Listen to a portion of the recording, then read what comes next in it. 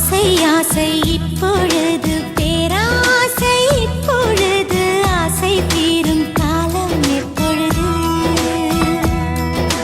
கண்ணால் உன்னால் இப்பொழுது காயங்கள் இப்பொழுது காயம் தீரும் காலம் எப்பொழுது